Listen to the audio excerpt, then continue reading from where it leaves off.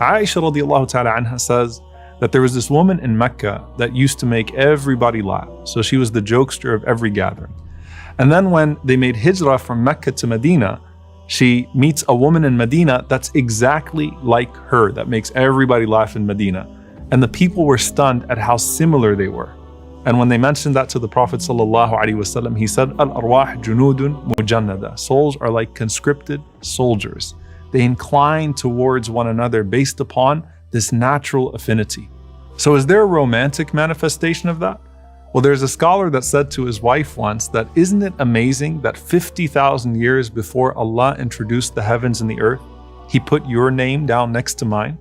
وَمِنْ آيَاتِهِ أَنْ خَلَقَ لَكُم مِّنْ أَنفُسِكُمْ أَزْوَاجًا لِتَسْكُنُوا إِلَيْهَا وَجَعَلَ بَيْنَكُم مَّوَدَّةً وَرَحْمَةً إِنَّ فِي ذَلِكَ لَآيَاتٍ لِقَوْمٍ يَتَفَكَّرُونَ.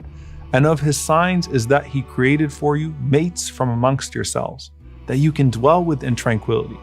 And He placed love and mercy between you. And in that is a sign for people who reflect. And when you meet someone, you can be so sure that that's the one. And there are multiple ways that love starts, and multiple layers to love. And it can certainly start with what seems like an organic spark. And Imam bin Hazm rahimahullah said, Al-hub awwaluhu hazlun wa akhiruhu jad. That love starts off as something very playful, and then it proceeds to something very serious. He goes on to say that its meanings are too profound to be described. Its reality can only be understood by experience.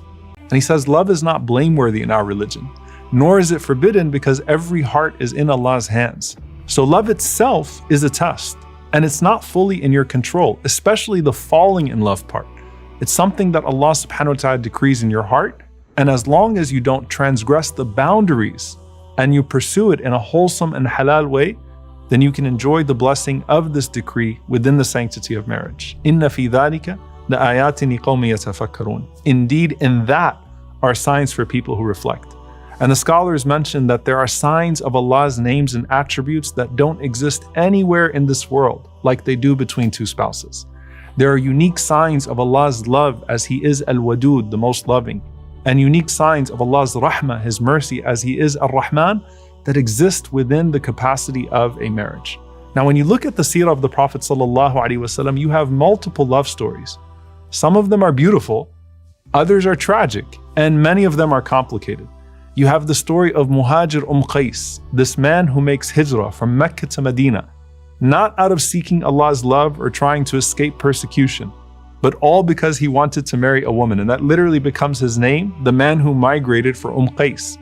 Now you'll notice that the Prophet ﷺ doesn't condemn him for that, but he simply says that you can't claim the reward of hijrah if you did this for marriage. And then you have other stories. You have the story of Barira radiallahu ta'ala anha, a woman that was freed from slavery by Aisha radiallahu anha. And when she was freed from slavery, she chose to free herself from her husband, who was Mughith radiallahu anhu. And in Medina, you had this scene of Mughith going behind Barira, begging her not to leave him. And it was painful for people to watch, to the point that the Prophet ﷺ, in his mercy, feels so sorry for Mughith. And he says to his uncle Al-Abbas, isn't it astonishing how much Mughith loves her and how much Barira hates him?